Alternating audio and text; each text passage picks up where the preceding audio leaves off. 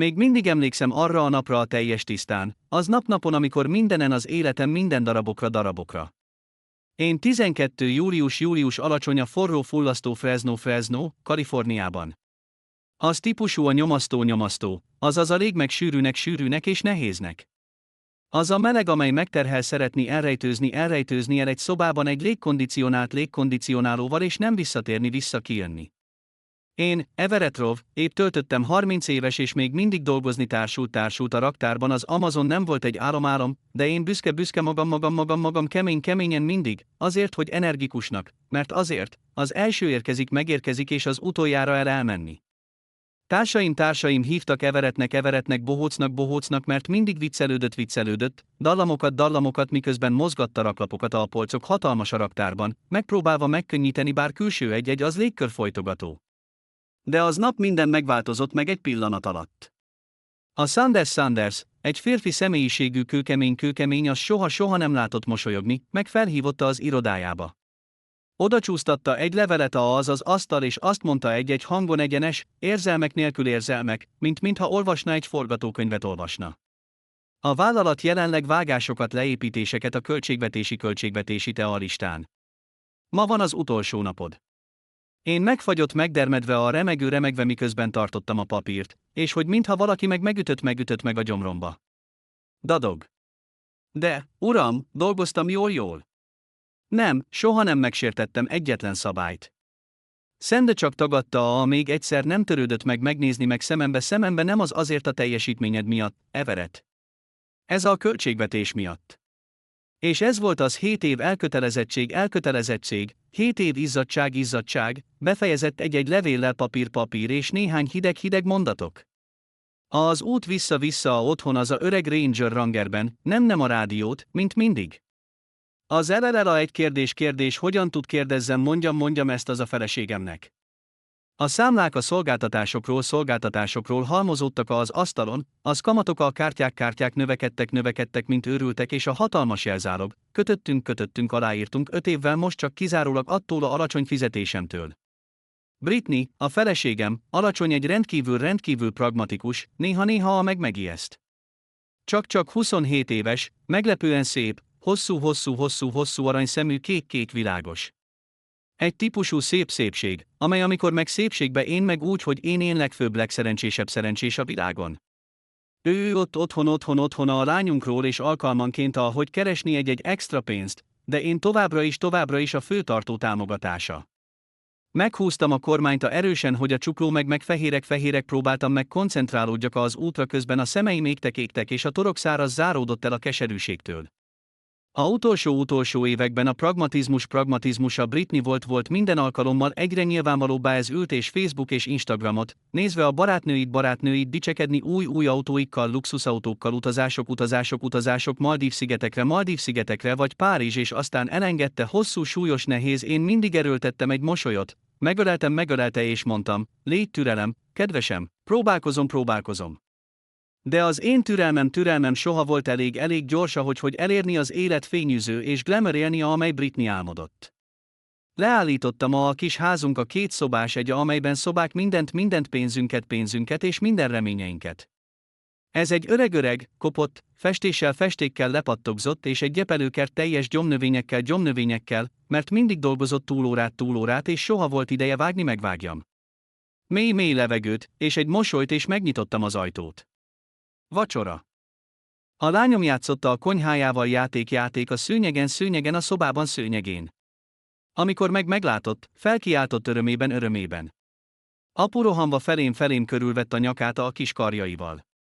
Megölelte szorosan a csomóval a torkon, és a szeme égnek. Britney ült a kanapén a telefona a kézben, az arc hideg és kifejezés nélkül. Amikor beléptem, Everett, már itt vagy, mondta az nyom a melegség. Dobtam egy ételt el az asztalra, mély, összeszedjem bátorságot, és mondtam, drágám, van valami fontos, elmondani. Britney felállt, a pillantását ráncolta idegességgel. És most mi lesz? Lenyeltem, próbáltam, hogy a hangom ne remegjen.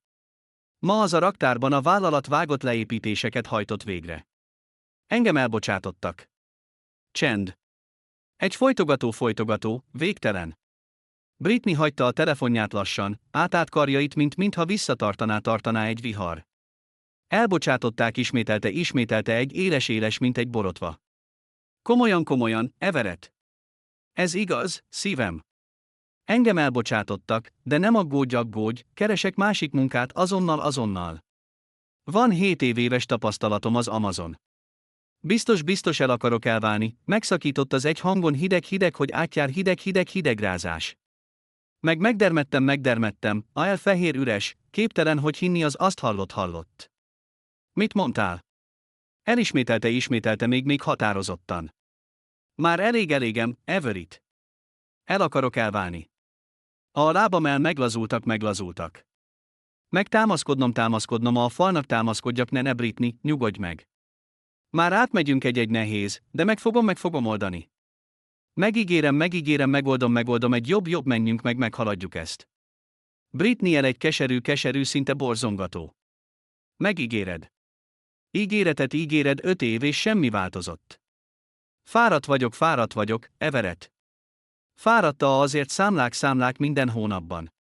Fáradta hazudozni a barátaimnak azt mondva, azt a férjem a menedzser, amikor valójában csak tolott kocsikat egy raktárban.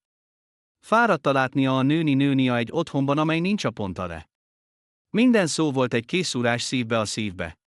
A könnyek kezdődtek, csordultak az arcomon, anélkül visszatartani őket. De mi egy család vagyunk, nem mehetsz elmenni el, mert ezért ugyanazért van, el kell válnom, köpött Britney ki, a vörös a harag és megvetés. Mert mi egy család vagyunk. Nem látom egy jövő a nap az, amikor feleségül veled. Van 27 éves vagyok, Everett. Nem akarok többé az életemet dolgozva egyedül, hogy fizessem adósságait élve napról szeretnék másik életet. Megérdemlek egy jobbat. Ott összekuporodva egy sarokban, és a babáját a szemeivel hatalmas, tele félelemmel látva a szüleit vitatkozni. Letérdeltem térdre sírva, megragadtam a ujját, a Britney megragadva, kétségbeesés. Kérlek, gondolkodjon el meg vacsora előtt. Szüksége van anyára és az apját. Nem törni megszegni a világát. Britney megnézett hosszú pillanatig mozdulatlanul. Aztán megfordult, meg a vacsorára a karjaiba, és mondta egy hideg jobb velem. Velem. Jobb, mint nőni, nézni a szülei veszekedni a pénzért mindenki nap nem, Britney, kérlek, ne hagyj el. Megpróbáltam megfogni karját, de ő el a nagy erővel, hogy majdnem el a földre. Nem érints, megköpött. Elment el a szobába, kinyitotta a szekrényt, elővette egy bőröndöt és elkezdte csomagolni a ruháit és a tucatnyi gyors mechanikusan, mintha már régóta készül az pillanatra. Én összeestem a padlóra, sírtam, ismételve egyszer. Kérlek, gondolkodj ezt. De Britney soha tért vissza. A hanga, a cipzára, lépések, sietős lépések, a ajtó kopogtat, csapódott, bezáródnak, és azután semmi, csak csend.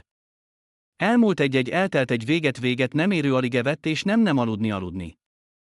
Feküdtem a kanapén, nézte a mennyezetet, repett, miközben a könnyek hullottak. Csendben, zaj nélkül. A telefonom tele üzenetekkel, a beszedési, amelyek nem merészelni megnyitni. Felhívtam Britney több tucatszor, több százszor, soha nem válaszolt. Mindenki üzeneteim csak egy jelölést szürke. Volt, megakadtam teljesen. Aztán egy kedden, egy reggel, néhány kétségbe esett, a ajtón felébresztettek. Végigkúztam az nyitni. 2 férfi, öltönyös, fekete ott. Az egyik tartott egy aktatáskát, és a másik egy kis kamera. A legidősebb beszélt először. Everett Rowe. Igen, én. Válaszoltam a reketten. Az velből, fargóból.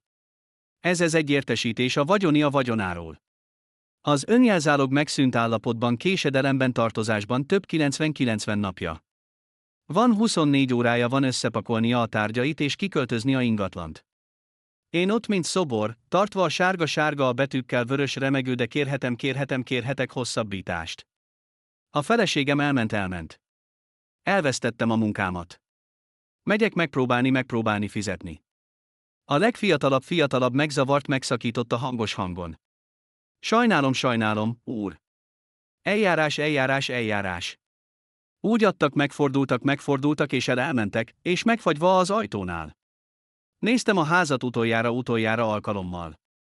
Az régi kanapé, ahol Britney nézte filmeket, az asztal az színrajzolt boldogan, az hálószobában még volt egy halvány illata a illata parfümjéről. Elmentem a szobába, betettem néhány ruhatárat ruha egy hátizsákba, megettem a fotót családia előző, mikor még mosolyogtunk az valóban, és kimentem ki az ajtón. A könnyek már elfogyott. Egy öreg teherautó költöztető vitt a néhány doboz szánalmas távola, ahol éltem 5 évig mögötte tőlem, én a ház zárva lezárta szalagokkal. Már nem volt otthona, nem volt munkája, nem volt családja. Kicsit rövid idő, meg elvesztettem mindent. Vezettem cél nélkül, a könnyeim elhomályosítva a szememet. Fresno látta furcsának, mintha már nem oda. Még akkor is, az ismertek úgy tűntek, kigúnyolni. Megálltam meg egy olcsó motelben egy autópálya, és fizettem $50 egy éjszakáért, majdnem az utolsó pénz volt. A szobában illata a cigarettától. A matrak átázott, besüllyedt, és a ordítása a teherautók haladt egész az éjszaka. Én ott néztem, a foltosa el a fehér. Gondolkodtam a vacsora. Hol lehet aludt az éjszaka? Sírt sírni azért az apjáért. Azt gondoltam Britneyre.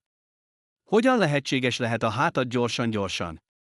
És azt gondoltam a szüleimre, örökbefogadó szüleimre, Redre és Korarov, akik éltek a külvárosában Bekersfald, több mint egy kicsit az utolsó mentőöv, megmentett maradt.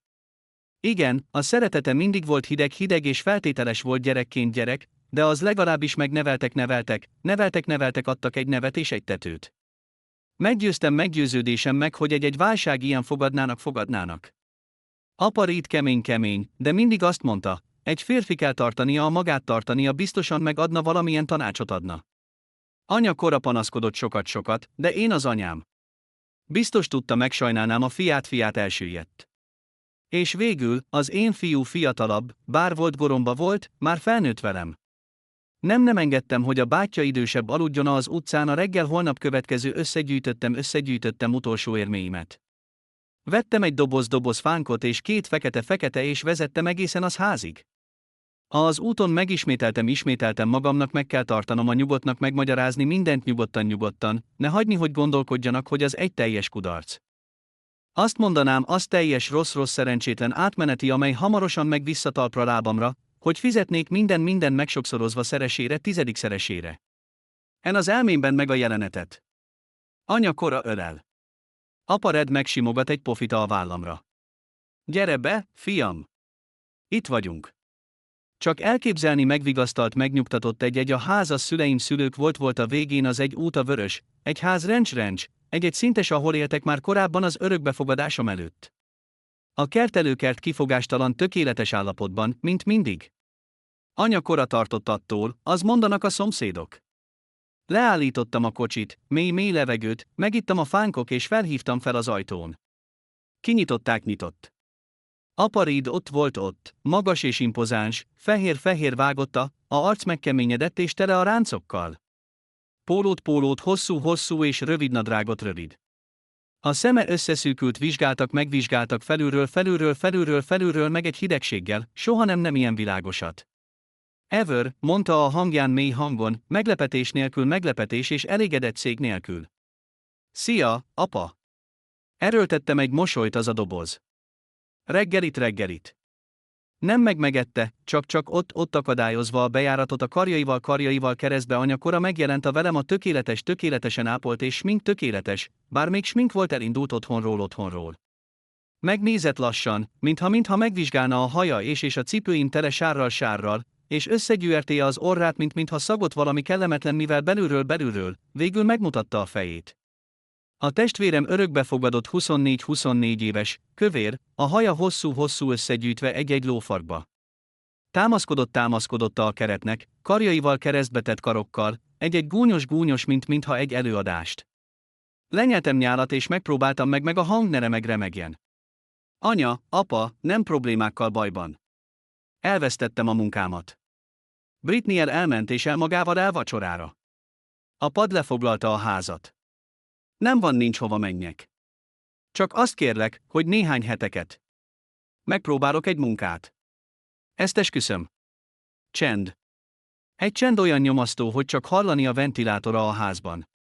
Anya először beszélt éles, magas és teljes megvetéssel. Maradj itt, maradsz. Most igen, emlékszel a szüleidre. Gondoltam, az túl jó ahhoz, hogy mihez. Te túl egy szép gyermekeid, egy lányod, meg elmentél és él az életedet. Lementem a remegve. Anya, sajnálom. Nem akartam zavarni titeket, de nem más választásom. Apa ordított, mint egy dörgés. Egy férfi készült és egyenes, hagyja, hogy feleségének hagyja, elveszíti otthonát és visszatér vissza, azért tartsák szülei. Hány éves van, Everett? 30, nem 3. Legyen felelősséget a életed és hagyja az jövő ide szégyenkezni a szomszédok, mondtam egy lépést és hogy a szívem szorult, egy Esztergán. De apa vagyok, én a fiad. Anya megszorította összefogait és mutatott. Fiam, csak volt egy terhet jelentett. Mit tettél, csináltál? Jól. Feladtad az iskolát, elkirúgtak, meg házasodtál egy nővel, aki elhagyott és most eltartozással, hogy azért a szomszédság kigúnyolják. Szégyellem magam. Végül beszélt hangos hangon és gúnyos hangon. Dió egy lépést, hogy együtt a szüleink még együtt karjaikkal, mosolyogva még kedvel. Hű, nézd csak! Látod te véget a pénzed. Még azt tudják, hogy kúszni vissza a fészekbe. Ott megfagyott, megdermedtem. Vége. Mi a fenéért mondasz? Ő kiadott egy nevetet, még hangos és közvetlenül rám mutatva. Utcai, igazából tényleg gondoltad azt, az fia?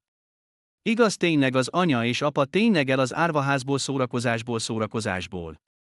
Kiment, gondolta volna, hogy nevelni egy darab szemetet haszontalan. Apa lassan alacsony, de mérgezően. Vége. Igaza van. Az anyád és én elkövettünk egy hibát a 30 évig. Elfogadtunk egy parazitát, csak hozott rossz szerencsét, és még van a pimasságod megjelenni itt. Anya szinte kiabálva, és a beszélni. Tűnj el innen tőlem, az házamból. Nem akarok, az a szomszédok lássanak itt, egy másodpercet többet. Nem több egy gyermekem, neked. Hátraléptem tántorgva, a fejem forogva, a könnyek csordultak, nem szomorúságból, hanem a legmélyebb mélyjárulásról. Én, a elhagyott születéskor, megértettem, végül megértettem, brutális, soha nem szeretett igazán. Minden alkalommal, amikor felhívtak tartottnak, minden alkalommal, hogy meg összehasonlítottak a végül minden karácsonykor, minden amelyen elhagytak kint, most minden volt, értelmet nyert. Megértettem, megfordult, megmondtam egyetlen szót. A nevetés a végén üldözött. A éles anyám mélyen a fülébe, megérkeztem a kamionhoz, a remegő remegtek, annyira, hogy majdnem el a kulcsokat. Elindítottam és el tudni tudtam, hova megyek, a könnyek elhomályosították a szélvédőt. Az árulás érzés széttépett a lelkemet. Már nem volt örökbefogadó családja, már nem volt semmi. A teherautó megrázta, remegett az út, a Tierra Roja, vezetett vissza felhőket por hátrahagyva. Nem tudom, mennyit hajtottam. Csak tudom, hogy mikor végül megálltam, már éjszaka már az a külvárosban Bakersfal. Bejöttem a motelbe, legromlottabb decadenta a környék, a tulajdonosnő egy idős félig vak, aki átadta a kulcsot a szobához 12 megnézni. A szobában pontosan az, amire vártam, festmény hámlott a teljes, sárga foltok a mennyezeten, egy szőnyeg szaggal a cigaretta és olcsó a 90-es egy átsüllyedt, egy romlott rohadó és egy televízió régi módi, amely nem fogott csatornát. Beleestem a matracra, amelynek rugóit panaszkodtak, mintha tiltakoznának azért. Én az első éjszaka ott néztem a mennyezetet, amíg hajnalig, alvás és egy percet. Napok következő voltak, egy ismétlődő, felébredtem, minden az 5-kor, az reggel, én fel az egyetlen tiszta, maradt és vezetett a Fresno és Bakersfield kérelmeket. Amazon, Walmart, Target, kis áruházak, csomagolóüzemek, még helyiségek, éttermek. Gyors! Minden részegben mondta ugyanazt felhívjuk. De a telefon soha csengett. Néhányan brutálisan őszinték. Az Amazon elbocsátotta a leépítések során. Nem alkalmazunk senkit a listáról. Visszatért a szobába, leültem és a mennyezetet és kérdeztem, mit tettem oly rosszat, hogy azért a világ egész adjon oda a magamnak, ugyan végül lenyeltem a büszkeségemet és megittam minden munkát, amit találtam. Költöztetés, bútorok nagyon nehéz, érezni, hogy a vállam megtörtek. Tisztítása, a építés, légzéspor minden nap a hátán a ponta megtörni. Néhány nap dolgozott pincérként a egy diner étteremben. Más napokon mosott autókat a egy mosóban. Minden nap keresett 40 és 50, elég ahhoz, hogy 2 olcsó étkezéshez szobában. Lementem a gyorsan. Kicsit szemem, sötét szemem. A kezeim teltek tele bőrkeményedésekkel és tele keményre. Minden este, mikor visszatértem a szobába, sötét és koszos leültem a ágyra ropogós, meggyújtotta a lámpát, azaz egy sárga sápadt és nézett a 4 falakat mélyen. Kérdezem, hogy esett az életem teljes abszolút mélypontra gyorsan. Csak néhány hete volt egy felesége, egy lányom, egy ház, egy munkahelyállás. Most nem volt többé, volt egy férfi otthon 30 éves, alvás egy motelben és élve egy alap szendvicsekből. Az üreg a szobában nem hagyott helyet, ahol elrejtőzni. A kérdések el a mélyére a gyermekkortól most bukkantak, mint egy gáttörött. Kik voltak a szüleim? Miért elhagytak? Miért hagytak magamra a családommal, Rowe családnál? Egy család, amely soha nem látott, mint a fiának.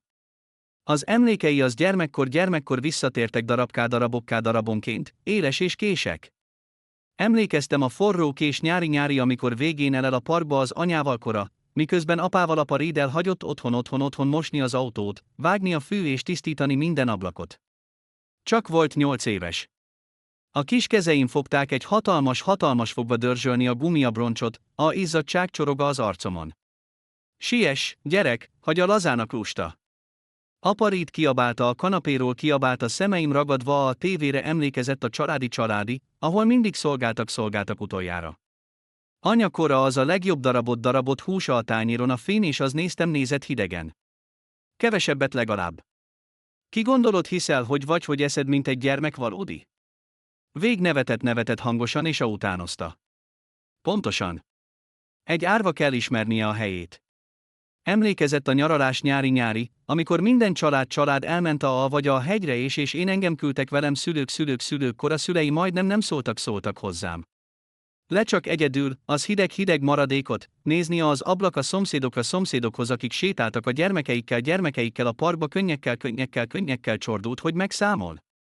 Gyerekkoromban nem volt több ennél tanulni és magány. Senki kérdezett, hogy volt jó napom volt iskolában. Senki ölelgetett, megölelelestem és meg a térdemet.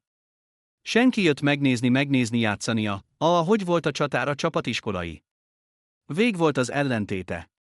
A minden egyik a mérkőzésén minden család megjelent szurkolni. Kora még készített transzparenseket, hogy lengetni. A középiskolás volt rosszabb. Végül és barátain változtattak a zsákjává, bokszsákjává. Engem toltak a konténerekhez, a szemetesén dobtak vízbe a fürdőszobában, hívtak bastardo szülők, Rowe családjának, amikor megtudtam, elmeséltem anyának kora, ő csak összeszorult a vállat, te zaklatnak, mert gyenge. Apa Ried kiabált, egy férfi valódi védi haszontalan. Amikor elkezdtem dolgozni az Amazonnál, azt gondoltam, hogy a dolgok végül megváltoznak. Pénzt otthon minden hónapban, várva, hogy büszkék legyenek. Nem voltak.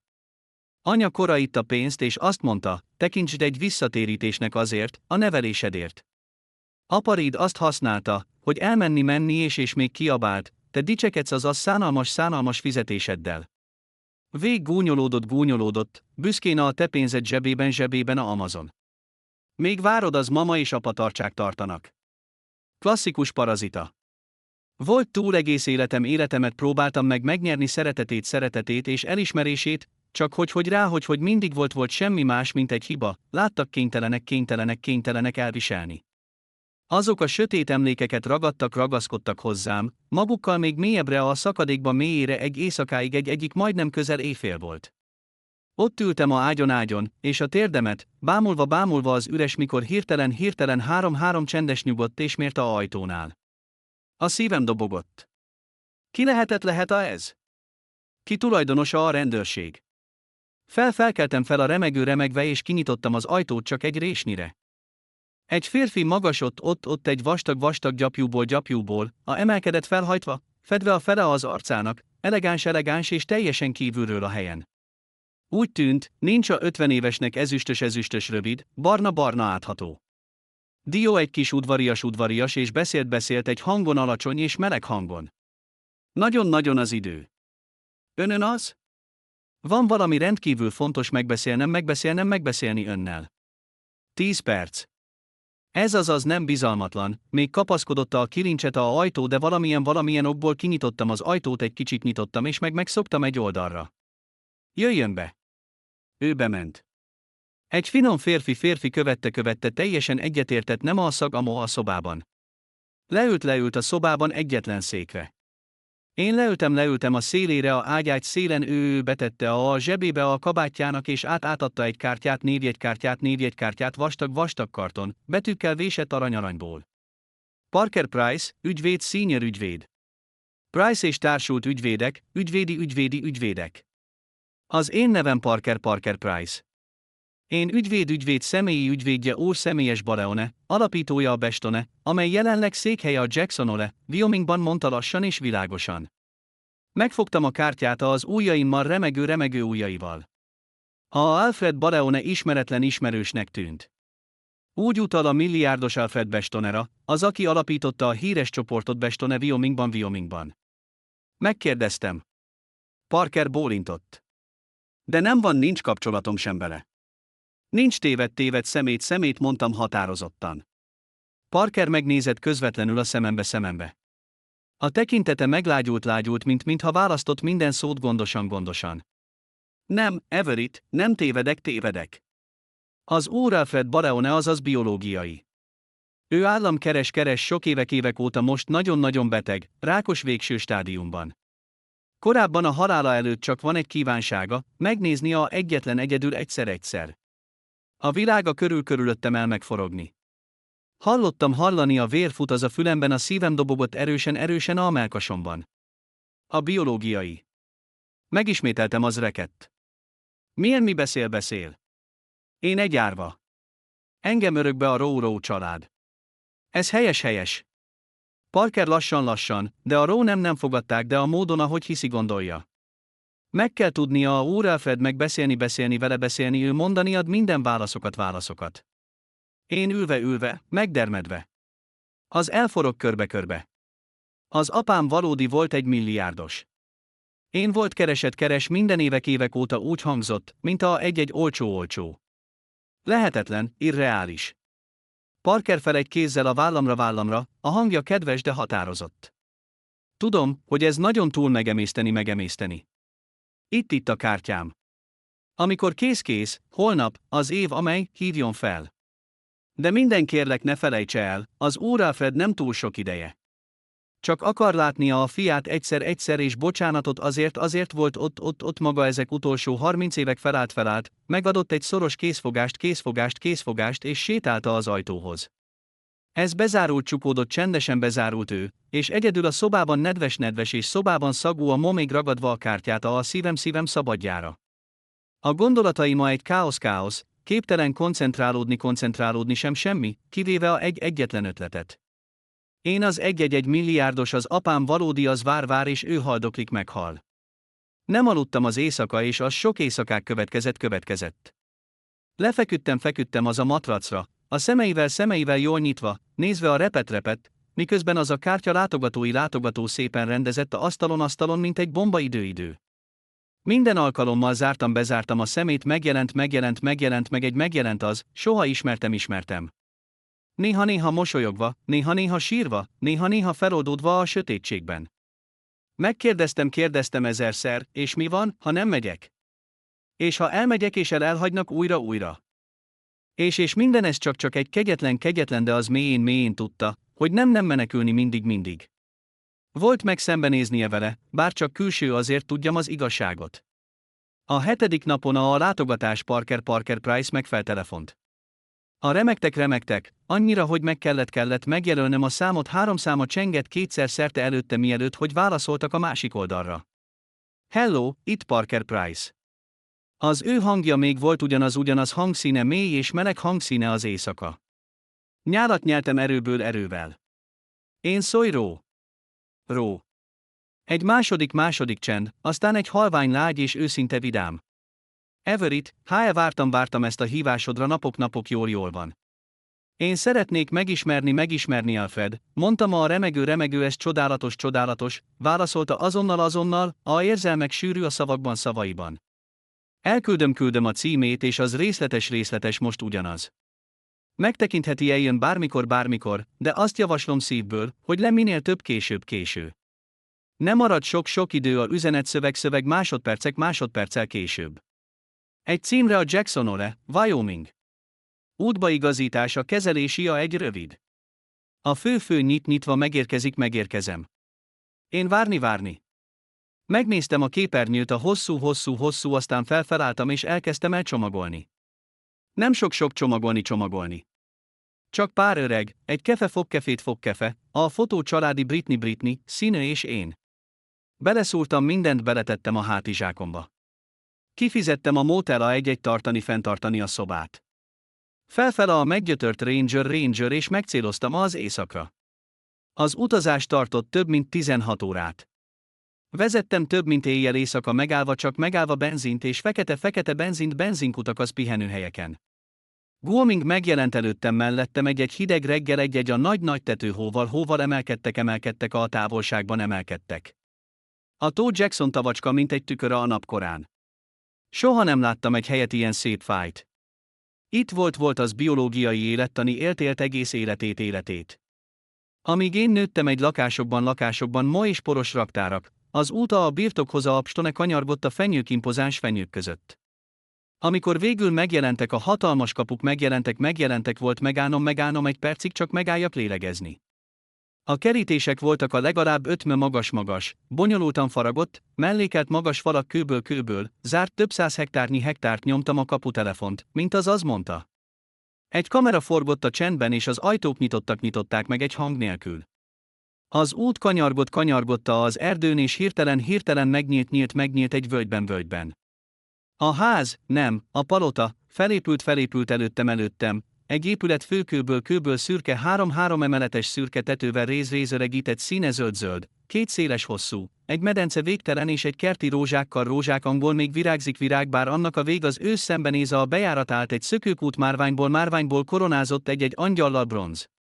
Leállítottam a udvaron, és úgy éreztem magam, mint egy koldusnak, aki megbotlott egy palotával.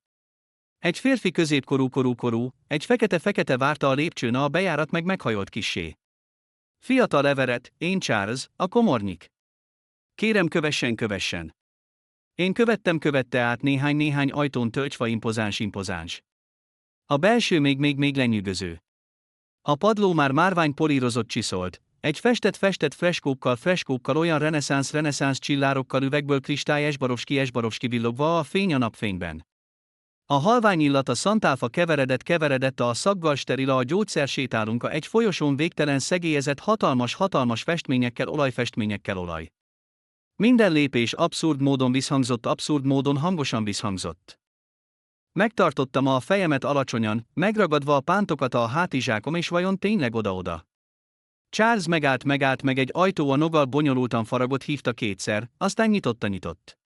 Jöjjön be, kérlek. Az úr Alfred úr vár. Bementem. A szívem dobogott olyan erősen, hogy azt hittem, hogy felrobban. A szoba hatalmas, de nehéz a szag, a gyógyszer és a sziszegés ritmikusa, egy gép ritmikus oxigén. Egy központban volt egy nagy kórház ágyberendezésekkel, csapatokkal, a legújabb generációs, ott feküdt egy öregember, feküdt a fehér, mint a hó, pofák lesoványodott és bőrsápadt, de szemei szürke, acélszürke, megvilágították a pillanatban, amikor megláttak. Az Alfred Bale Stone. Megpróbált felállni, csak egy mozgást, és kiterjesztette remegő csontos kezeit. A könnyei már gördültek a pofájukon. Everett, az én fiam, tényleg te vagy te. Én megrémültem, megdermedtem a bejáratnál. Az árt zárva. Apa, úr, vagy egyszerűen egy idegen, aki megosztotta a vérét. Rettegett attól, hogy ha ad egy lép előre, minden eltűnik, mint buborékok, szappan buborékok. Alfred elkezdte sírt, nyíltan, a hangja gyenge, de túlcsorduló érzelmekkel. Gyere ide, fiam, azért kérlek, hadd megnézni, tisztán sétáltam előre, mint egy álomban, minden lépés nehéz, mint az ólom.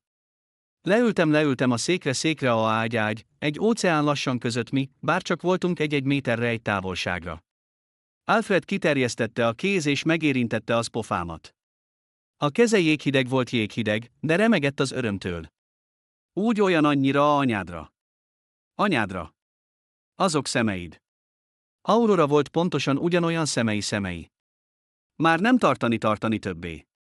A könnyek csordultak az arcra, Alfred megragadta meg kezét, meg erővel elkezdte beszélni, egy rekett és fáradt, erőltetve minden szót. Mesélt, hogy amikor ő volt éves befejezte visszatért Európából, hogy meg a család. Aurora volt egy szobalány, szűz 20 éves, gyönyörű, kedves, mindig mosolyog. Beleszerettek mélyen egymásba, titokban belül ezeknek falak lopott a kertben, a rózsák éjszakák rejtőzködve a régi könyvtárban. A szerelmük a hevesen, de tilos a kezdetektől fogva. Amikor szülei, az úr és asszony Stone felfedezték, azonnal elbocsátották Aurorát, és a száműzték egy távoli Montanában, fűrészelve minden kapcsolatot. Alfred lejött és a kereste minden fel, de hiába gondolta, hogy már elment el örökre. 4 évvel, amikor az orvosok azt mondták, hogy rákja tüdő végső stádiumban, a személyi Charles végül elárulta az igazságot. Egy év az kizárták, egy viharos Aurora visszatért a birtokra, egy csecsemővel, egy néhány hónapos, elhagyta a gyermeket, magamra énre, egy szalmakosárban fonott az ajtón, egy levéllel, megírt egy kézzel.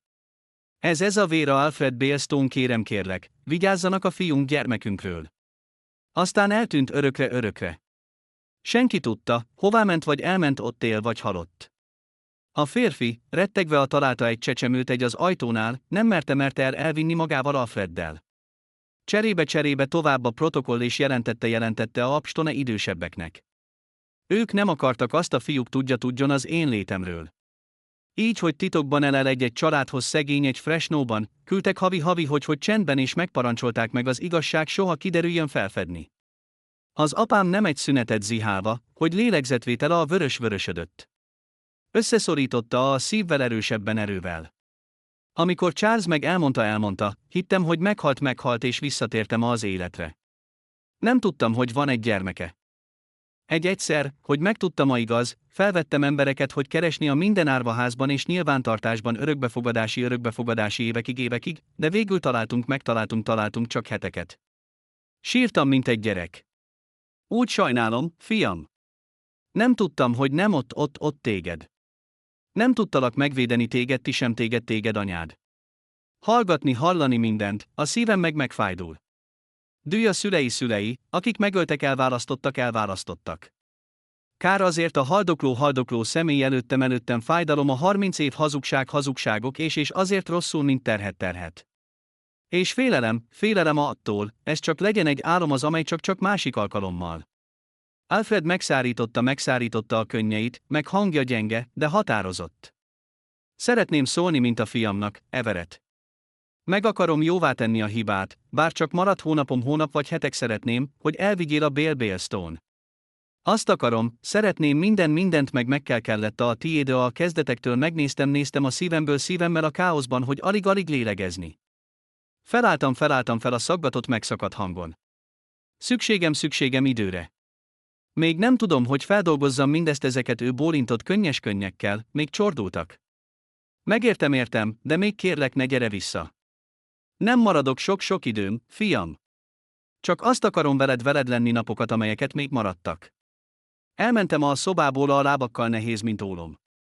Charles vezetett vissza-vissza a végtelen folyosón, tovább túl a felbecsülhetetlen és vagyonokat, régiségek, lehet vásárolhattam meg korábbi életemet 100-szer, amikor kijöttem, meg rá, hogy volt, sírtam sírva, egész leültem a kis teherautóra, megragadva a kormányt, nézve, hogy a hatalmas birtok eltűnt a fenyők mögött. Találtam a származásomat, de a válasz még függőben, a légben. A napokon következő élveztem, mint egy álomjáróként. Visszatértem az régi motelbe, vissza a város, Jackson. Minden éjjel feküdtem, néztem a repet, ismételve minden szót, minden Alfred mondott, minden könny, amit hullott, gördülte az arcán. Minden, többet gondolkodott, annál világosabb tért lett. A bűntudat nem az ő is volt egy áldozat a saját szülei, a megszállottságuk, a titkok, el több 30 évig a valódi bűnösök voltak, azok bántottak, elválasztottak, nem az haldokló, aki feküdt ott és rám várt. És akkor elkezdődött hívni. Az első alkalom volt délután, következő a találkozónk után.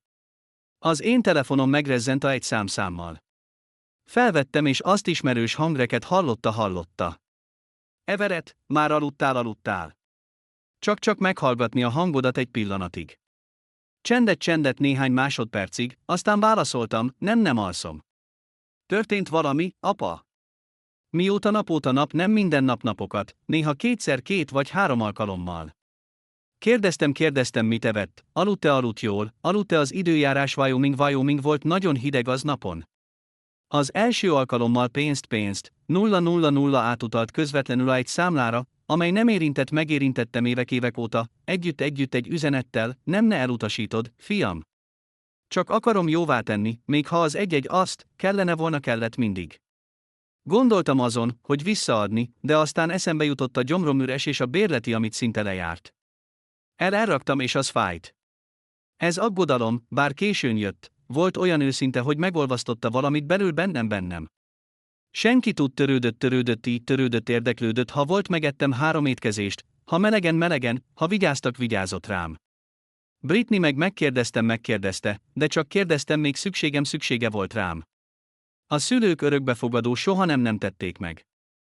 Elkezdtem, látogattam egy gyakrabban, kezdetben egyszer hetente 7, aztán 3 vagy 4 alkalommal, leültem le a ágyához, az kórházi, és lemeséltem a gyerekkoráról töltött megvetve, alvás a kanapén, mert véget meg a szobámat, amelyik szobámat parazita személyesen a családtagok. Elmondtam, meséltem a indulásról, Britney a színő, akit annyira, hogy visszatértem, megőrültem. Alfred nem megszakítás nélkül, csak szorította szorítva erővel. Néha nyíltan, néha megfordultam hogy ne lássa, száradjon megszáradni a könnyeit. Éreztem, sajnálom, fiam, ismételte, mint egy imádkozva. Kellene találnom találkozni veled. Kevés a kicsit, szoktam a birtokhoz, ahhoz Charles meghajoljon minden alkalommal, minden megérkezett, a illat, a fenyő és rózsák illatú folyosókon, hogy van meleg és finom, várjon rám, bár én csak egyedül néhány órám, kezdtem mosolyogni többet, aludni jobban, és azért első alkalommal évéve igazán szeretve. De a béke nem tartott.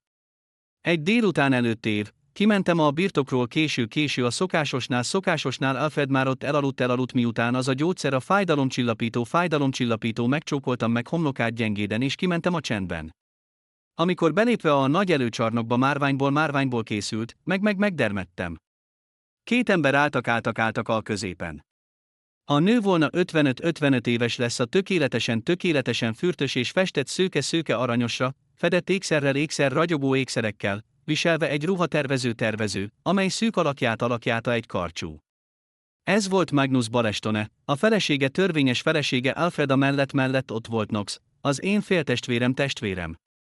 Körülbelül 28 éves, magas, szőke, szép hideg, szépségű, egy kabáttal bőr drágább, és egy Rolex, amely ragyogott a csuklóján.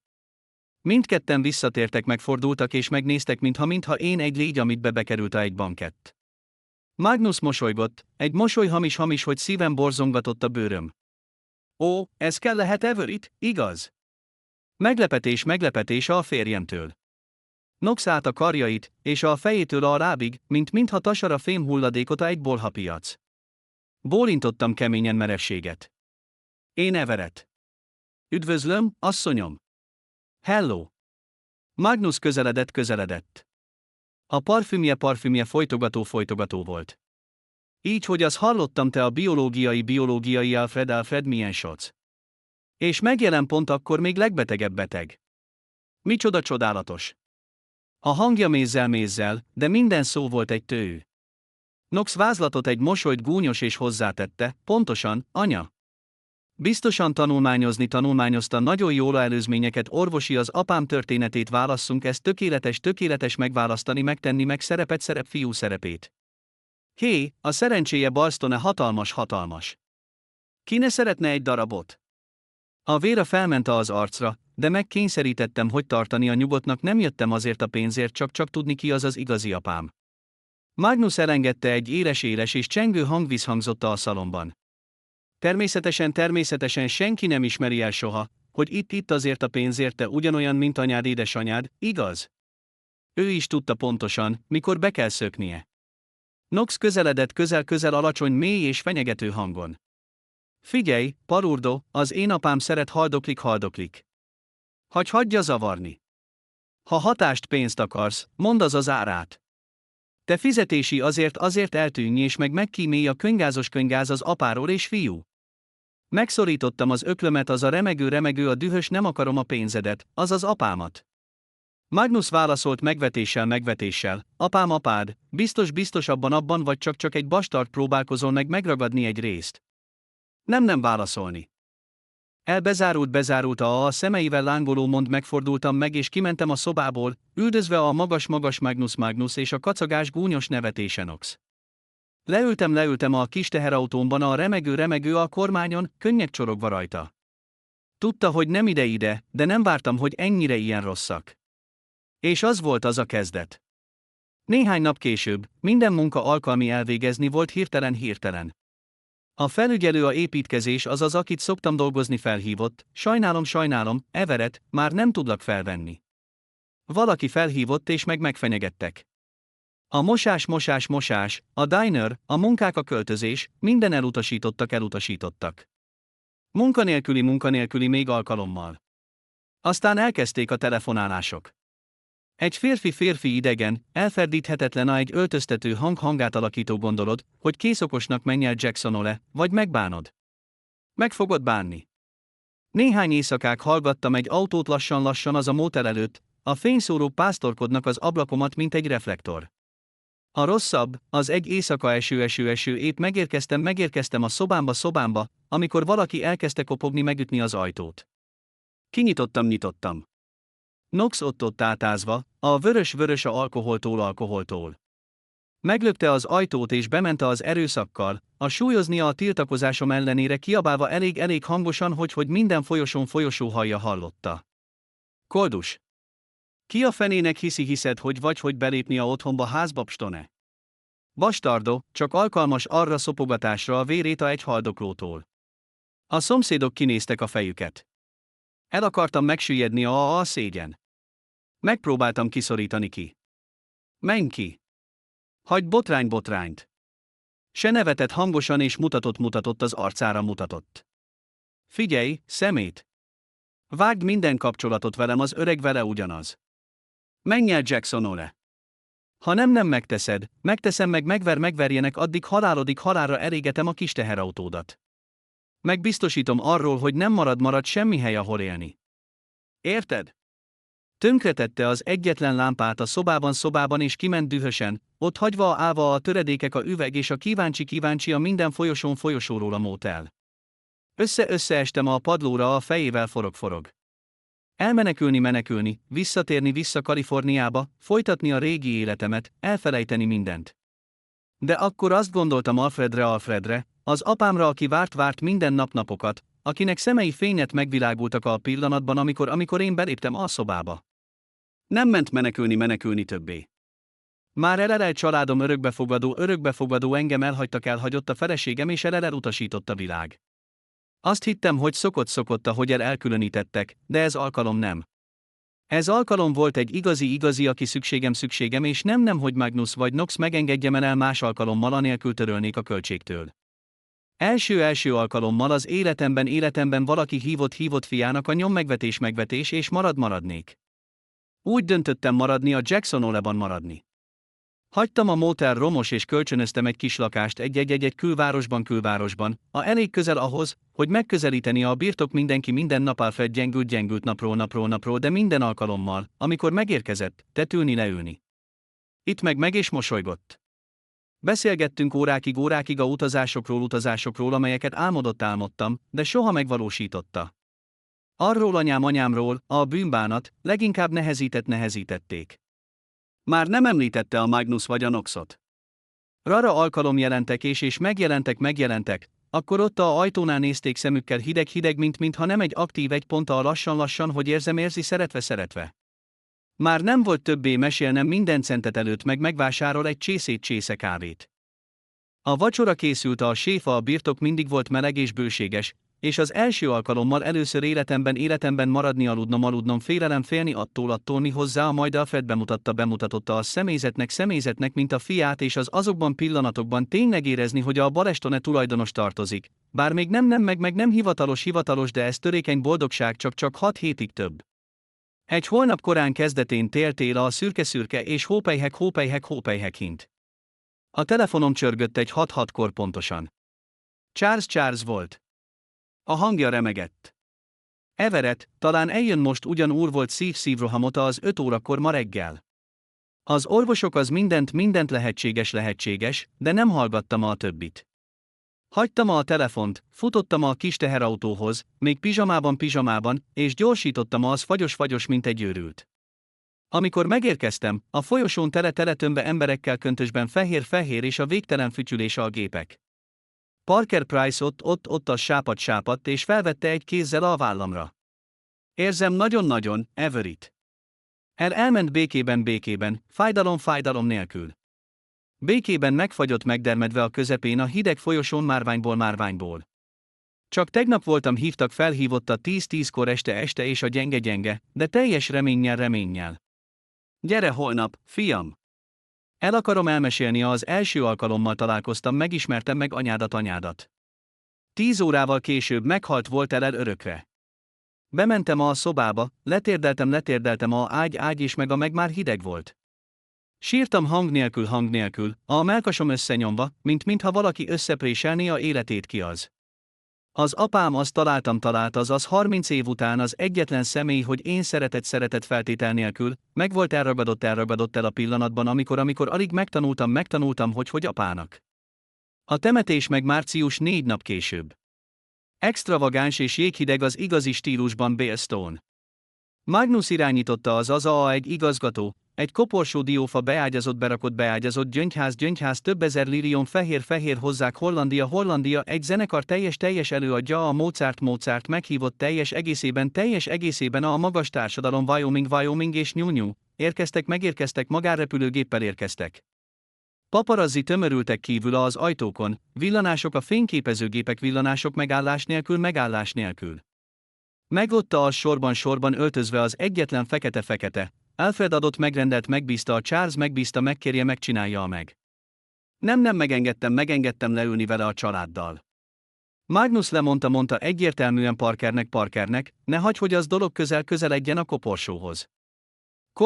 Korlátozódtam a nézni a portréját, a mosolyát kedves, megérkezett megismertem azokat hónapokban megismertem saját szemeim vörös könnyes könnyeim minden éjjel. Amikor megérkezett el elhelyezni a virágokat, megközelítettem közelebb egy csokorral rózsákból fehér csokor típusú, amelyeket a anyám imádta. Én mondta. Elhelyeztem és suttogtam, szeretlek, apa. Abban azonnal a éles Magnus visszhangzott az első sorból, elég erős ahhoz, hogy az a kápolna hallja. Hű, nézd azt! Az utolsó hibát a Alfred is tud játszani. Nox felhördült és hozzátette, a te anyád volt szobalány, igaz? Az olyan fa, az száll, tudva pontosan mikor támadjon. Minden kápolna csendben maradt. Aztán kezdődött a suttogások. Mindenki visszatért, fordult, megnéztek. Kíváncsiság, megvetés, szánalom, minden összekeveredve. A dű átjárta, a vér dobogott a fülemben, megszorítottam az öklömet össze nagy erővel, hogy a körmök megszúrtak a palmáim. De emlékeztem az utolsó szavaira magamra nekem. Ne hagyj, hogy ők meg elveszítsenek, elveszítsd a önuralmadat, fiam. Sokat többet, ők. Lenyeltem a könnyeimet, megfordultam és visszatértem vissza a sarkomban, búcsúta az apámtól egy fájdalmas csendben. Néhány nap később, míg még megfojtott, fulladoztam egy ürességben, mélységben, fenék nélküli űrben, a telefonom csengett újra. Parker, Everett. Everett, szükséged van eljönnöd az irodámba. Arról szól a végrendeletről, a Úralfred, holnap a 10:10-kor hesitáltam 3 napig teljesen. Rettegtem, rettegette attól, hogy kapok semmit, rettegve attól, hogy megarázva még alkalommal még Magnus és Nox szemben a világ. De akkor azt gondoltam, van tudnom, hogy a szerelem az az apám szeretete valódi, vagy csak a fantázia, egy magányos a végén a életének az napon megjelölt, felkészültem, felöltöztem fel fekete a temetés, és vezetve a csillogó felhőkarcolóig üvegből a központjában a Jackson Hole. A lifttel el az emeletre 28. Amikor megnyitották az ajtó, az a szobában a konferenciaterem, Magnus és Nox már ültek, már arcukon kőkőből. Megnéztek, mintha egy vírus végetbe bejutotta a laboratóriumába. Parker Price elkezdte, felkészült, felállt. Szó hangja nyugodt, de átütött, egy abszolút hatalmat sugárzott. Kérlek, üljön le, Everett. Menjünk, kezdjük. Kinyitotta egy vörös pecsételt és elővette egy vastag köteget, vett okmányokat, hitelesített tömeg bírósági pecsétekkel. Aztán kezdődött olvasni minden szót egyértelműen és megfontoltan.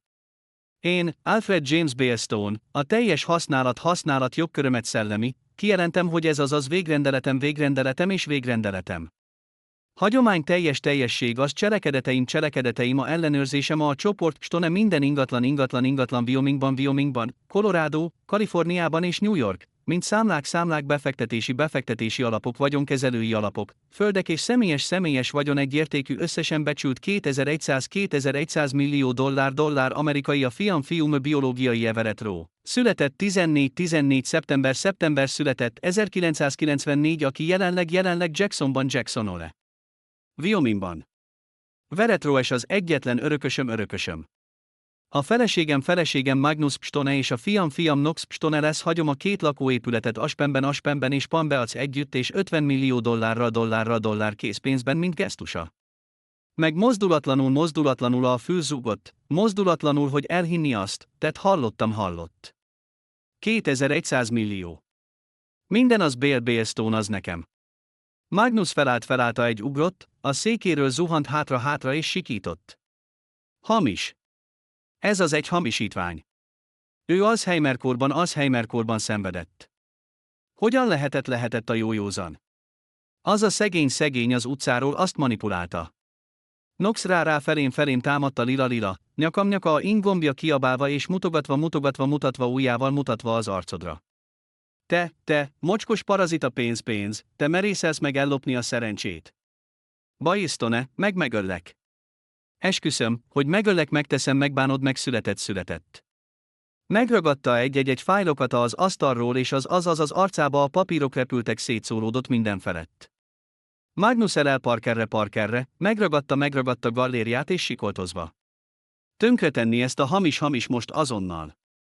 Perelni fogok egészen a végéig az idők, a szoba felrobbant káoszba, más ügyvédek ugrottak, és megszólalt riasztó. A biztonsági rohant be elválasztani őket. Én tökéletesen, teljesen mozdulatlanul és közvetlenül a szemeibe Nox és Magnus, már nem Parker Price-el meg Magnustól, az hangja átvágta a zajt, mint egy kés. Balestone asszony, Nox úr, Nox, viselkedjenek rendesen. Ez az végrendelet, végrehajtották, 3 hónappal aláírta a Úralfred alájelenlétében a 2 független és hitelesített a múlt a legfelsőbb Wyoming a uralkodó Alfred teljesen jártas. Van orvosi teljes körű tanúvallomásokkal videó és pszichiátriai értékelések. Felgyújtotta a vetítőt. A videó elkezdődött. Alfred, törékeny de szeme világos, ül a fotelében beszélgetve szilárdsággal határozottan. Tudom, én haldoklom és szeretnék javítani a legnagyobb hibát a életem, hogy a gyermekemet.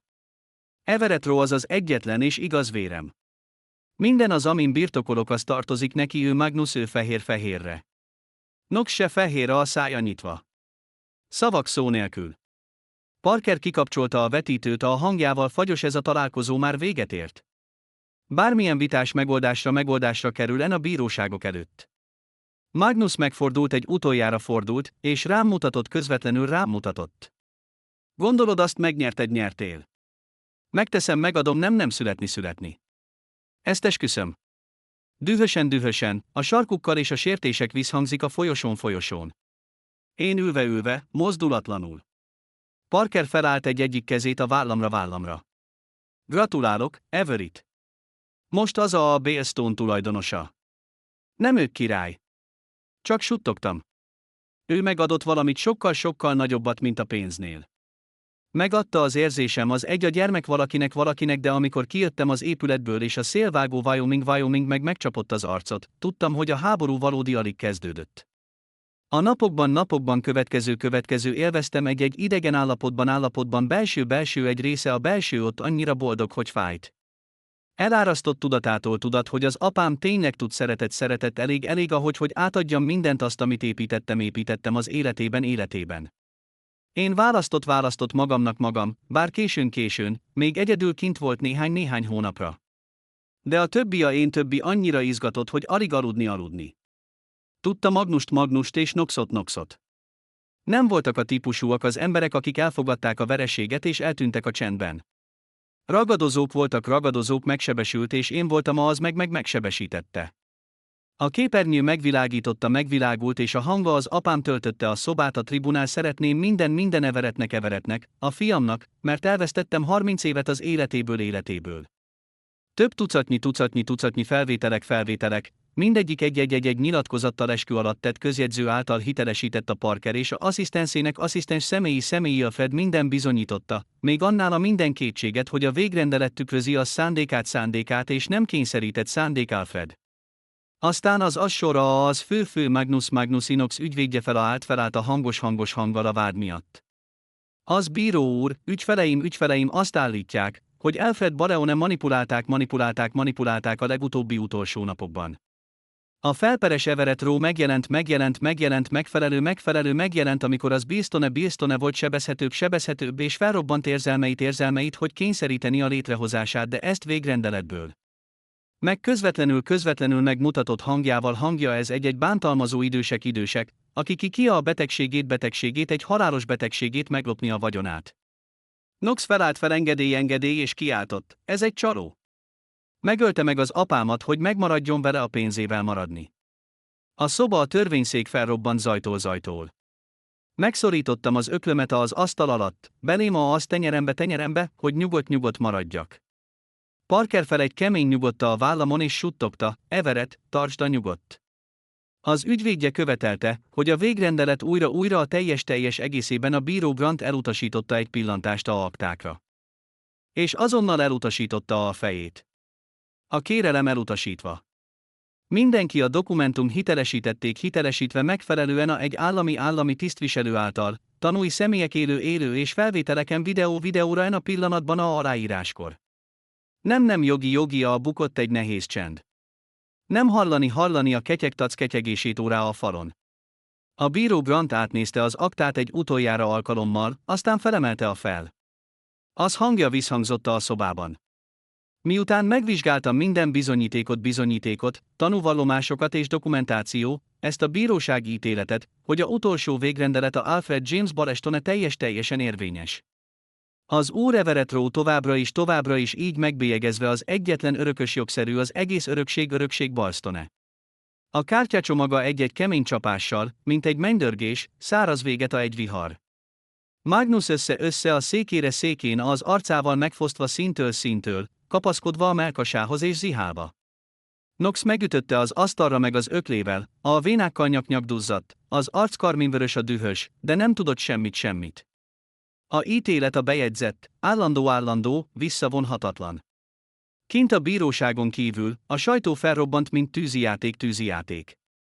A címlapok végigfutottak a képernyőkön, a televízió és a közösségi a Bestone összeomlik a rejtett rejtőzködő kezei 30 évig.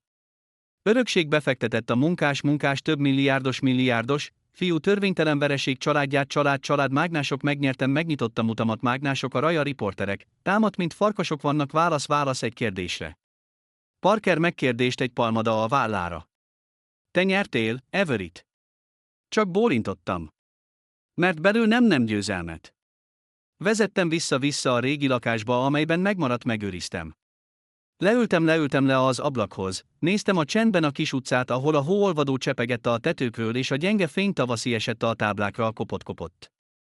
Egy férfi otthon és nincs semmi, én lettem, változtam, a tulajdonosa egy vagyon 110 millió dollár. De nem volt sem egy szikra öröm a szívemben. Csak láttam egy kegyetlen igazságot. Minden tragédia, a gyűlölet, családi gyűlölet, a halála apámig ezen véres háborúig legális, már kivált a pénz és a kapzsiság, pénz mélységes a lényeinek. Az apám meghalt egyszerűen azért, meg akarta jóvá tenni egy hibát a múltból. Én majdnem meghaltam egyszerűen azért, meg akartam megragadni az utolsó szerelmemhez, ő adott. És Magnus és Nox azt elvesztették el egyszerűen azért, nem tudták elfogadni egy egyszerű tényt.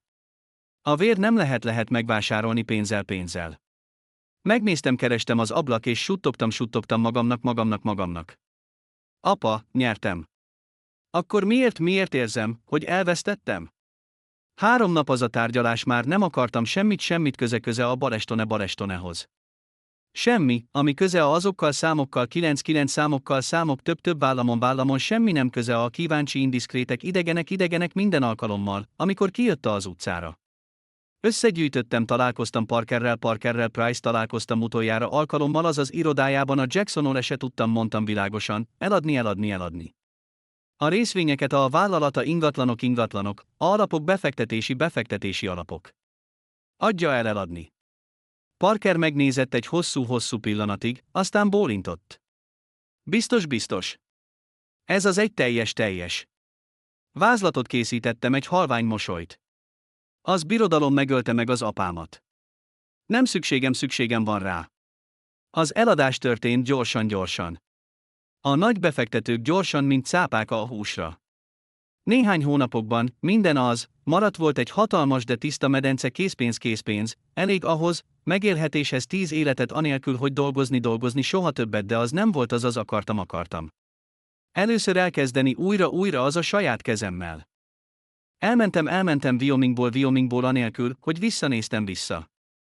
Wyomingban a öreg kocsimmal, amelyet megtartottam, bár most megvenni egy flottát, szuperautókat szeretne a nyugat felé. A part Oregon, úgy döntöttem, egy kis falut nevű Cannon Beach, ahol az csendes óceán csap a partot nap és éjszaka, és a kora reggeli befedi mindent be egy puha takaróba, elrejti a múltat. Vettem egy kis házat cédrusból egy dombon, egy kilátással a tengerre, 2 hálószobával, egy szoba nappali, egy nyitott és egy tágas terasz fából, közvetlenül éppen elegendő ahhoz, hogy egy férfi, aki egyszer elvesztette, megtalálta békét újra. Megnyitottam egy vállalkozást, felújítási és felújítás lakások. A név egyszerű, felújítások Rowelánya, mert tudta, hogy valamikor napon visszatér otthon velem. Már mindent én csináltam, építettem bútorokat, festeni falakat, padlózatot, javítás a tornácokat. Az első hetek a kezeim hólyagok a fűrésszel és fájt annyira hordás miatt, de boldog, igazán boldog. Én megnyert a élet a izzadságával és saját erőm, nem számokkal egy papíron. A emberek, a kis falu fokozatosan megismert. A típus jó munkát, nem beszél sokat. Mosolygott. Beszélt egy sört, az a munka, és az első alkalommal először életemben érezni, hogy hozzátartozom valahova. Egyszerű együtt a keret a közel. A reggel kicsit korán, készítettem fekete kávét feketén, és leültem a teraszra és hallgatni a hullámokat. A délután sétáltam a parton kagylókat, hagyta, hogy a szél sós el, az fájdalmas, hogy éjszaka éjjel mélyen. Már nem volt rossz álmai Magnusról, Nox vagy fenyegető levelekről. Megtanultam megélni lassan újra. Megtanultam megbocsátani, hogy örökre azért, hogy hittem abban, nem megérdemlem lenni szeretett. Akkor egy a levelek aranyossá, megérkeztem haza otthon fedett fűrészporral. Láttam egy öreg parkolt az alkerítés előtt. A régi családom kiszállt kocsiból. Red, kora és vége. Látták, vékonyabbak, kopottabbnak, kopott, az arcokkal lesoványodotta a nehéz megpróbáltatások a jelen, amikor kora meglátott, összetörte el sírni és elrohant el megölelni. Everett, fiam, szeretném, nagyon rídott mögöttem a tőle a vörös, a hangja megtört. Fiam, tévedtünk. Már túlát, nagyon nehéz a otthon, végül lefoglalták. Kérem, segítsen nekünk. Végül küzdött egy kényelmetlen és megadott egy pofona a vállára. Idősebb, most gazdag. Fektess be egy pár nagy projektjeim. Van ötleteim, van zseniális. Csak szükségem egy kezdőtőkére. Megnyugodtam mozdulatlanul és néztem. Harag nélkül, gyűlölet, csak távolság. Hallottam kora Szolyozzzal beszélni az tartozásairól, az betegségeiről Reed, a függőségek a szerencsejáték a végére. Amikor befejezték, egyszerűen nemet mondtam, hagytam, nem létem az fiai az nap, amikor elküldtek ki egy kutyát. Már nem van semmi mondani köze a családdal, Rowe családjával. Kérlek, menjenek el. Kora sírva még hangosabban. Red nézett a földre. Vége mormolta átkokat fogai között. Visszatértek a kocsiba és elindultak. Én ott a kertben és egy furcsa könnyedséget. Az a ajtó zárva. Néhány nap később, egy másik autó megállt. Britney kiszállta a kézét, a lányom nőtt nagyon. Hosszú, nagy és kerekek, néznek csodálkozva. Britney leereszkedett a fejét, megdöbbenve a remegő hanggal. Tévedtem, Everett. Tönkretettem a családunkat. Neki van szüksége apjára. Én szükségem néztem rá a nő, aki egyszer volt feleségem, aki elhagyott, amikor én az legrosszabb mélyponton csak érezni távolságot, mintha nézni valakire távolról egy élet. Mindig szükségem egy vacsorára, mondtam lassan. De már nem szükségem a ti. Te választottad elmenni, amikor még volt semmi. Most van mindent, és továbbra is szükségem valakire, aki megadott a hátat fordított. Britney tartotta lyukakkal, könnyekkel az arcán. Megrázta a színe és elszégyenkezve. De néhány napokkal később visszatért. Ez alkalommal nem mondott semmit, csak fel vacsorára az karjaiba és eltávolodott hidegen. Majdnem menekült. Színe megnézett velem egy kis hangon. Apu. Megölelte szorosan könnyekkel a hullott fürtös hajára. Itt, édesem. Mostantól előtt csak mi te és én. A bebe. Megtanítottam meghallgatni az óceánra, hogy gyűjteni kagylókat, megérteni, hogy a szerelem nem lehet megvásárolni meg pénzzel. Ő mosolygott többet, jobban és én találtam az okot azért újra. Bezártam az ajtót a múlt felé. A örökbefogadó család, az ex-feleség, a peres ügyek, a haragok. Már nem terhelte a gyűlöletet. Élt egyedül azért, hogy a jelenért, a reggeleink tele hangokkal, a hullámok, a ragyogó, a vacsora visszhangzik a kis házban fából, hogy a napok múlt dolgozva a saját kezemmel, a izzadság csöpög a frissen fektetett, illatuk fenyő a új élet lassan megtalálta ritmusát. Az én vállalkozásom a felújítások jó hírnevet szerzett, nem hirdetések feltűnő szól, hanem a házak régi módi, visszatért az életet. Új cserép, ablakok fényes festett színes meleg színekkel. Futotta a híra a helyiek között. Ez a típusú, Everett, a Canon bearc, jó munka, soha kér többet. Mosolygott, amikor hallottam. Nem kellett gazdagabbnak lennem, csak annyira, amennyire elég volt. Egy téli estén, miután Színe elaludt, leültem a kandalló mellé egy csésze forró csokoládéval. Kinyitottam egy régi füzetet, és egyetlen nevet írtam bele, Alfred Bale Stone. Úgy döntöttem, hogy az örökség egy részét félreteszem, nem túl sokat, csak annyit, hogy az alap évtizedekig fenntarthatóan működhessen, és létrehoztam az Alfred Bale Stone alapítványt. Az alapítvány árva gyermekeket és családjuk által elhagyott fiatalokat támogatna, ugyanúgy, ahogy én is egykor szülők nélküli gyermek voltam, akit tehernek tekintettek. Nem volt nagy megnyitó, sajtó, sem fényűző fotózás. Csendben tettem, mert tudom, hogy azoknak a gyerekeknek, akik az árvaházak sarkaiban kuporognak, azoknak a fiataloknak, akik az utcákon kóborolnak, nincs szükségük kamerák villanóira és hosszú beszédekre. Pénzre van szükségük a tandíjra, napi 3 étkezésre, ideiglenes szállásra és csak egy emberre, aki azt mondja nekik, nem vagy egyedül, és nem vagy értéktelen. Gyakran vittem magammal vacsorázni a jótékonysági utazásokon. Most már 7 éves volt, és a szeme csillogott, amikor kisebb gyerekeket látott. Portlandbe és Salembe utaztunk, Oregon elfeledett zugaiba, amelyeket a hírek ritkán említenek. Színe saját kezűleg csomagolta be az ajándékokat, idegeneket ölelt meg, és komolyan kérdezte tőlem, apu, miért nincs nekik anyukájuk és apukájuk? Szorosan magamhoz öleltem, és így válaszoltam, mert az élet nem mindig igazságos, kicsim, de mi egy kicsit igazságosabbá tehetjük. Azt akartam, hogy olyan szívvel nőjön fel, amely meghatódik mások iránt. Az együttérzés, az a legnagyobb örökség, amit magával vihet az életben, nem a bankszámlán lévő számok. Egy hűvös őszi reggelen, amikor a juharfák levelei vörösen ragyogtak az út mentén, először vittem vacsorázni Jackson Oleté, meglátogattuk a temetőt, ahol apám nyugszik. Alfred Stone sírköve csendesen állt a régi fenyők alatt. Csak a neve volt rávésve egy egyszerű sorban, egy apa, aki megtalálta a fiát. Letettem egy csokor fehér rózsát, azt a virágot, amelyet apám szerint anyám a legjobban szeretett. Aztán leültem a fűre, és végig simítottam a hideg követ. Színe az ölembe bújt, és suttogva azt kérdezte, ez a nagypapa. Lát engem az égből. Könnyek gördültek le az arcomon, de ezúttal megkönnyebbülés könnyei voltak. Igen, drágám, most mosolyog. A sírja előtt állva csendben megköszöntem neki. Megköszöntem, hogy volt bátorsága megkeresni és elfogadni engem. Megköszöntem, hogy megadta nekem a legértékesebb dolgot, amit valaha ismertem. Az érzés, hogy feltétel nélkül szeretnek, ítélkezés, összehasonlítás és megvetés nélkül. A fájdalmas emlékek a múltból, amikor szittak, megvetettek, szemétnek neveztek, már nem törtek meg.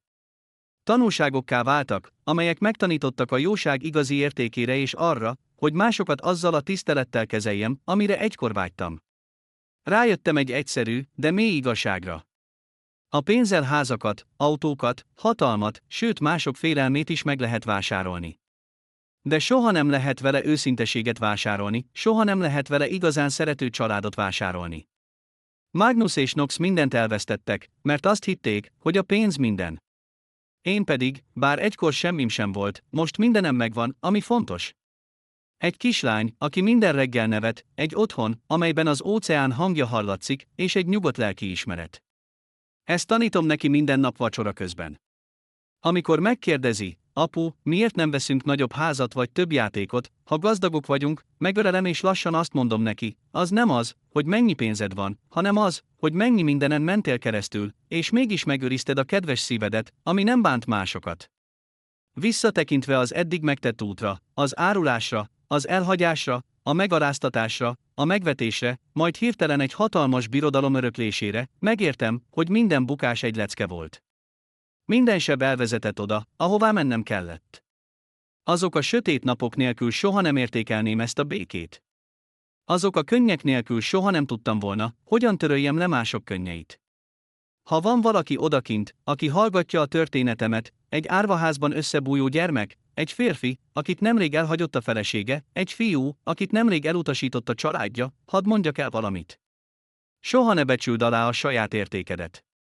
Soha ne hagyd, hogy azok az emberek határozzák meg az életedet, akik nem szeretnek. Elvehetnek tőled minden anyagi javadat, de soha nem vehetik el tőled azt a képességedet, hogy újra felállj.